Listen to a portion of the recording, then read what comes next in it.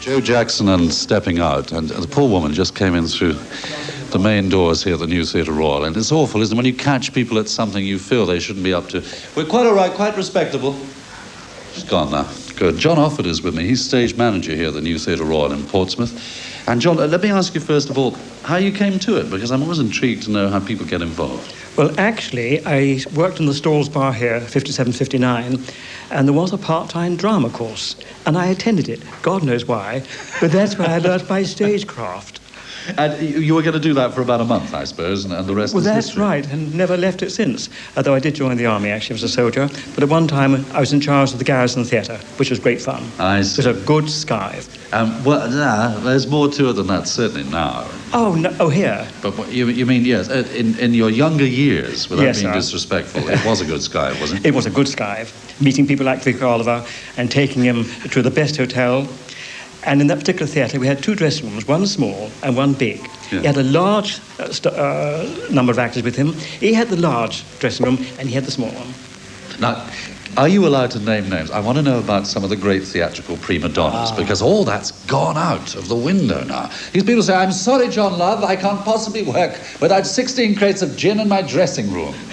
Well, I wasn't there then, of course, you know. But Bernhardt would come.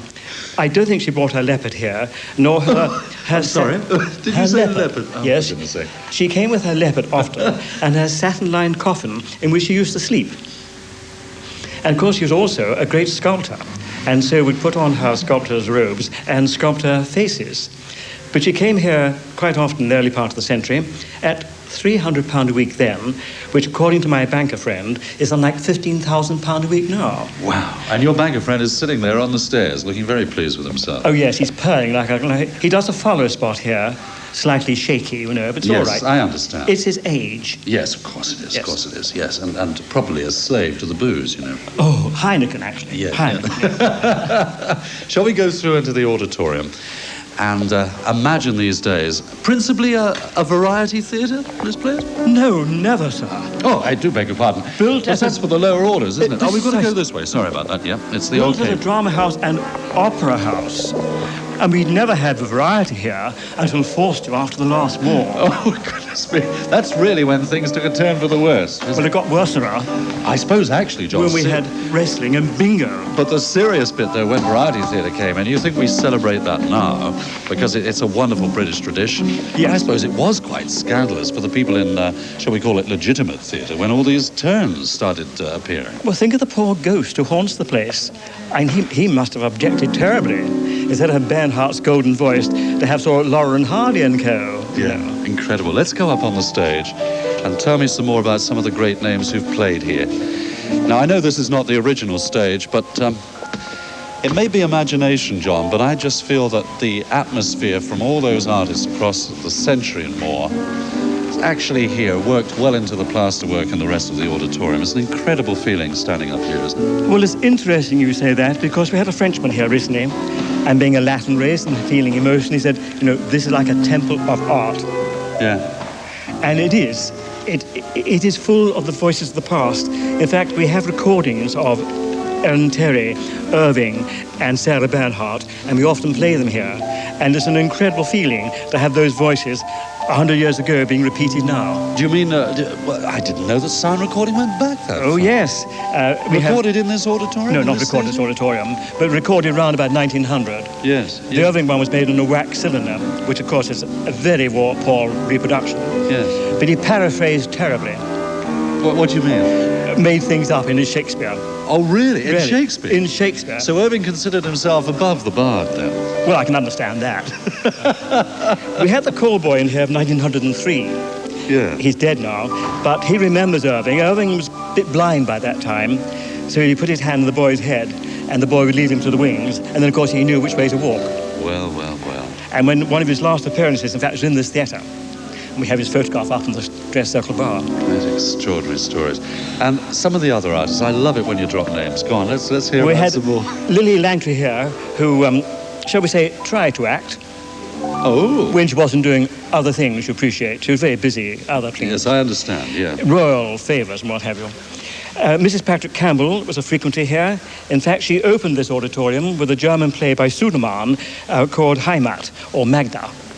And we had Mrs. Ellen Terry, George Arliss. They all came here. In fact, anybody who was anybody in the theatrical world up to 1914 came here.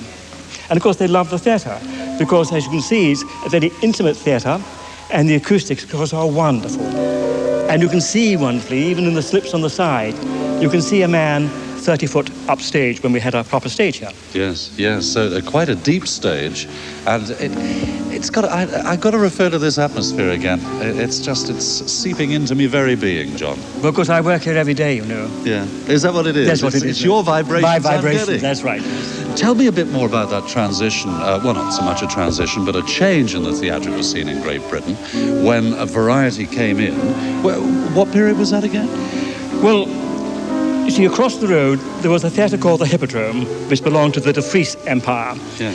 That was the sort of respectable variety where you could tell Mummy you'd gone to. That was destroyed in the war, it was bombed, and therefore there was no high-class variety. So they decided perhaps they could convert the Theatre Royal, which had been a cinema for 18 years, into a variety theatre, and did very well. And there were all the great names here, but of course it slowly died, in particular by the middle 50s. But that was a scandalous thing, you're saying. You see, I hadn't realised that. Yes, I mean... So one wouldn't tell one's mother that one had been to the variety? Not to the other one. Yeah. The Empire or the Colosseum, that was certainly low class in every way. And one wouldn't With say... With vulgar acts on. Oh, terribly. And very little clothes. Good Lord. So one wouldn't tell Mummy one went to the Collie, but one would say one went to the Hippodrome, which was quite respectable.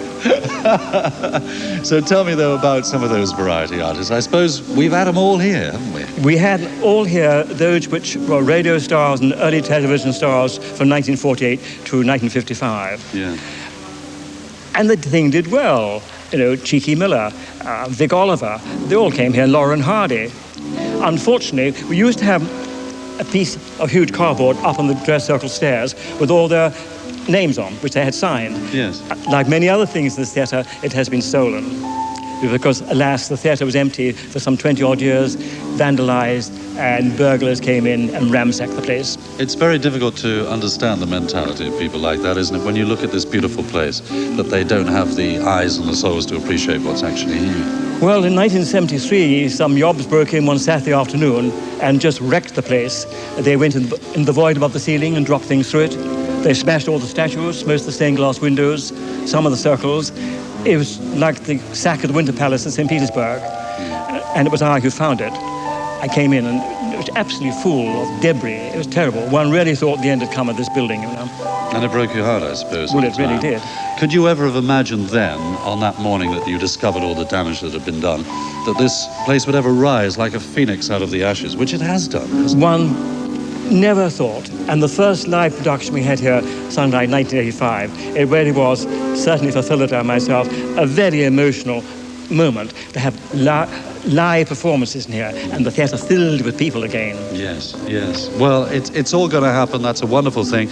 John, will you stay with us? Because what I want to find out about is all the bits and pieces that went into putting shows on. 30 people creating sound effects for certain shows. Conveyor belts on the stage so you can have real horses galloping. We'll just whet their appetites. Stay with us, John Offord. We're at the New Theatre Royal in Portsmouth. We'll take a little break now. This is Bill Medley and Jennifer Warnes, and I've had the time of my life. Yeah, isn't that lovely? That's actually Bill Medley and Jennifer Warnes, and I've had the time of my life. I've lost John Offord over there, stage manager at the New Theatre Royal in Portsmouth, where we are today. And, John, I want to know about the most elaborate productions that were here. I've hinted to our people at home who are listening now about the conveyor belt, where you'd have live horses galloping, and up to 30 people creating sound effects. Is all that true? Well, yes, you see, in the old days, before you had record or recording of sound effects, every effect, rain, storm, thunder, waves, gravel, horses, carriages on roads, etc., all had to be done by men. And every effect wanted a separate man. And it could be up to 30 people. It could indeed. Well, where would you hide them then? Where did they do all this? Well, remember, we had an enormous stage. It was 60 foot deep. Now, that's deep by any standards. There's only Drury Lane and the Royal Opera House in London which have probably got that depth. So you had plenty of room there to do it. And of course, before we had electricity and we had the gas, you wanted a very large number of men on the gas taps to turn off every gas lamp probably manually. So you mean when somebody called, which you take for granted now, the house lights to come up, then every little wick had to be turned? No, the house lights probably came on each level, probably with a master. Oh, you've spoiled it now. I imagine all these little wick keepers, you know. No, but you are joking. But the various gas spotlights on stage, probably each one had a separate tap with a man on. Good. How they controlled it, I really don't know. And Irving in the Lyceum would have 40 men on his gas taps. Extraordinary. It's something I'd never thought of before. We look up now, the lights are on because people are rehearsing for the review you've got coming up soon. But I mean, there could be 30, 40 lights up there now. They run by electricity, so it's all very, very simple. And sometimes lighting works on computers, doesn't it? So Indeed. it can be pre-programmed. But in those days, then, every one of those lights had an individual operator run by the gas. Yes. And of course, remember, think of the danger of the gas. And the gas pipes that went across the stage to feed these various lamps were leather. It's getting worse, isn't it? Getting worse. And of course, the average life of a theatre in Victorian times was about 10 years. Got burnt down. And of course, You'd have people smoking in the auditorium too, wouldn't you? Yes. Oh, yes. And, I mean, the girls used to suffer terribly because their dresses, which of course were not fireproof in those days, would catch fire in the gas lights. They suffered badly. Did anybody have a close call here, any of the artists that you know of? Close call, I mean... From the point of view of fire?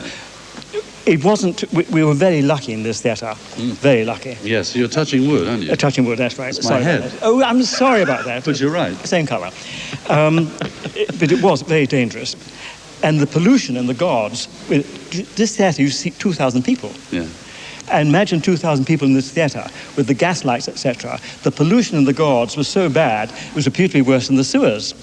So they had to do some sort of thing in the ceiling. They had gas lights in the little hole up there. You see the little black hole in the middle of the ceiling? Yes, that's the sunlight. Yeah. And besides giving light to the auditorium, there's a flue above it. And of course, hot air rises. You know that, you know, physics, you know? Yes, yes. The hot air rises and sort of drags up the heat and the smell. I can tell you're an actor, Lovey. I can. Oh, no, Larry, not me. Yes, and what's your acting age? About 30. Well, bless you. I give you a comp. Thank you. Now, John, let's get back to this conveyor belt, because I know that the ladies and gentlemen... You mean a treadmill stage? Treadmills, but I likened it to a continuous roll of what? Well, it's like a flexible wooden slat, you see. Yeah. And you had huge men like Brian Ross, you sort of winding away furiously, making the whole stage move across. Now, if you had three of them, you see, you could have three horses racing. And one lot had to go a bit faster than the other to make the right horse win. What? So you've got... Let's just think about this, because it's easy to hear what you're saying and then forget the full implications of it. You've got three full-size horses on this stage, galloping away as part of a scene in a play. From left to right. From left to right. And the stage would move from left to right, or right to left, whatever way you wanted to go, you see. And the whole stage would move across. Meanwhile, underneath, there are how many men driving these things? It depends how strong they were. But probably sort of 4 or 5 men per tread. They were quite easy, actually. And when we first moved in here, some of the old cranks were still there to move the stage. And what else was hidden beneath the boards or backstage? Well, of course, we had all the stage traps, the ordinary stage traps for the devils to pop up. And we still got an old star trap. And what's that? Now, a star trap, it's like a segment of an orange. And underneath was a cantilevered lift, which men would help. And there'd be a flash on the stage, and the devil would suddenly pop up. And he hoped the petals would open. If not, it could be lastingly painful. Yeah. And, you know, it rather ruined you. But how do you... It's quite... Well, the top of your head, anyway. Oh. Or going down, is it? Or going up? Well, you have one for each. We had an exit one and an re-entry one. You see. Yes. So it's marital prospects on the descent. Indeed. And actually your intellect on the ascent. That's right. You got it exactly. And how were those operated? Was it good hope, faith and charity and sandbags, I suppose? Well, because they are illegal now. But providing they had a good stage manager... I mean, there are good stage managers around. It was all right. We never had an accident here, yet. No. No. But there's no evidence of it now because, of course, this is not the original stage. No. I'd love to have seen that. Out of all the things that, and I'm sure you've got a collection of memorabilia associated with this theatre, do you have a prized possession, something you're really, really fond of that means a special amount to you? Well, I suppose the Star Trap is one of the greatest ones, but we've also got one of the old porcelain pots. You know, they were sort of large cylindrical pots, rather like a chimney pot with a bottom in, and that's how you used to dim your lights. There was one fixed electrode. I thought they went under the artist's beds. No, go on. Just a minute, what sort of size? They're about 4 foot high and about a foot in diameter, you see, filled with an electrolyte. Yes. And there's one fixed electrode in the bottom, another electrode which the lighting man dropped in from above. And the deeper the electrode went in, the smaller the resistance. That's the electrical resistance, of course, you see. I understand, John. And then the lights become brighter, and vice versa. Isn't that just slightly dangerous, potentially? Oh, very, very, yes. And one dear old man who's been working here many, many years, there was a terrible smell once in the lighting gallery below the stage. And they cleared it up and found a rat had fallen in it. Yeah. So this poor rat got roasted sort of every night. And, shall we say, the vapours came up. And it was very distressing.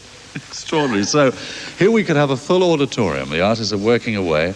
Those people in the audience think, oh, I'd love to be up there. Well, yes. The glamour of show business, the glamour of being in the theatre. Really? Meanwhile, there are rats roasting in the dimmer urns. That's right. For want of a better That's expression. Right. There's a great risk of fire. Indeed. There's all these guys running around trying to control the gas. Yes. And meanwhile, all the fumes are getting sucked up through a hole in the roof. Oh, but it's the beauty of the theatre. The uplifting idea of the theatre. You know? Yes, well, you'll be delighted to know that today's performance has counted towards your full equity card. John, thank you very much. I'm glad of that. We'll take a break now. You're listening to Radio Solent for the BBC. And indeed, Mr. Offord once again taking a standing ovation. Excellent. And responding in a way only John Offord could. And you should be ashamed of yourself. It's 5 minutes to 3.